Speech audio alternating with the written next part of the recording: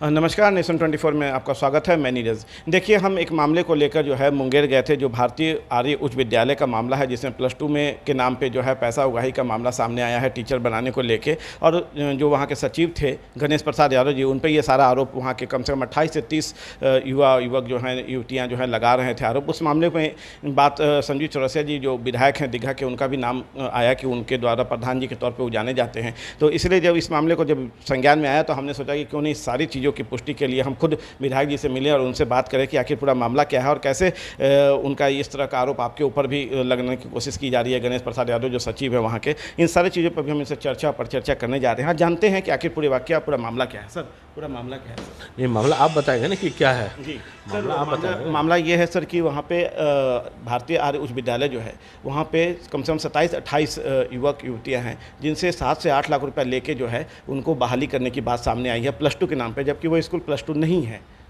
एक तो बहाली की प्रक्रिया आपके संज्ञान में क्या है, हम ये जानना चाहते हैं। हमारे जी बताइए आप। हमारे उन लोगों ने हमसे कांटेक्ट किया था और हमें बताया था कि कि हमारे जो गणेश प्रसाद जो यादव जो वहाँ पे सचिव हैं, उन्होंने जो है उच्च विद्यालय आर्य उच्च विद्यालय में नौकरी देने के नाम पे जो है हम लोगों से 7 से 8 लाख रुपया लिया। 6 महीना तक नौकरी कराए और नौकरी कराने के बाद जो है हम लोग को निकाल दिए, कहे कि आपके जो सर्टिफिकेट हैं वो फर्जी हैं। इन सारी चीज़ों को कहा गया उनको और उसके बाद जो है उनको बाहर का रास्ता दिखा दिया गया, जिसके लिए वो लगातार जो है प्रयासरत रहे। आपको पत्र लिखे, शिक्षा विभाग को पत्र लिखे, इन सारी चीज़ों को पत्र लिखे और उन जानने की कोशिश किया कि आखिर हम लोग का दोष क्या है। इन चीज़ों को लेके सर हमने उनसे जब बात किया तो उन सारी चीज़ों पे गणेश प्रसाद ने पल्ला झाड़ लिया कि हमारा कोई मतलब इसमें से थी नहीं है और हम जो भी किए हैं ऊपर के आदेश पे किए हैं। सर, चूँकि वहाँ पर प्रधान जी के तौर पर आप जाने जा रहे हैं सर, इसीलिए मुझे लगा कि स्कूल का पहले जो होता है वो कमेटी चलाती है। जी सर। स्कूल को चलाने के लिए कमेटी की तरफ से जो समिति का रहता है वो समिति के निर्देश के हिसाब से वो अपना चलाते हैं। अगर वहाँ पे किसी का इस प्रकार से हुआ है, चाहे बहाली की प्रक्रिया हो, तो अकेले कोई कमेटी नहीं करती है। बहाली की प्रक्रिया में सरकार के स्तर पर डीओ के माध्यम से जो प्रशासनिक पदाधिकारी रहते हैं वो भी साथ में रहते हैं, हर प्रक्रिया के आधार बना के। अगर कहीं भी कुछ इस प्रकार से हुआ है तो निश्चित तौर पर कार्रवाई संज्ञान में आया भी है, कुछ और जैसे संज्ञान में आएगा पूरी तरह से कार्रवाई होगी, ये आपके ध्यान में रहे। और जितने प्रकार के यहाँ पर स्कूल चल रहे हैं, कहीं भी किसी प्रकार का कोई गड़बड़ी का आयाम अगर संज्ञान में आता है तो तुरंत कार्रवाई करने का काम करते हैं।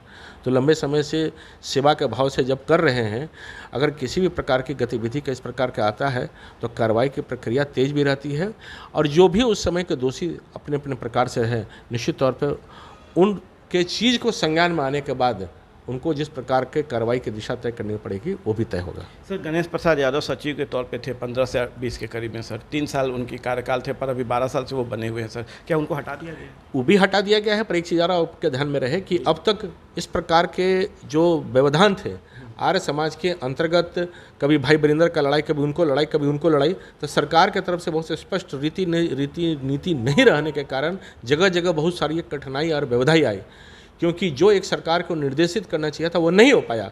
इधर के दिनों में जो निर्देशित होकर आया है तो बहुत चीज़ स्पष्ट आया है। तो जो स्पष्टता कोई गड़बड़ी इस प्रकार के संज्ञान में आएगा तो तुरंत कार्रवाई करने का काम करेंगे।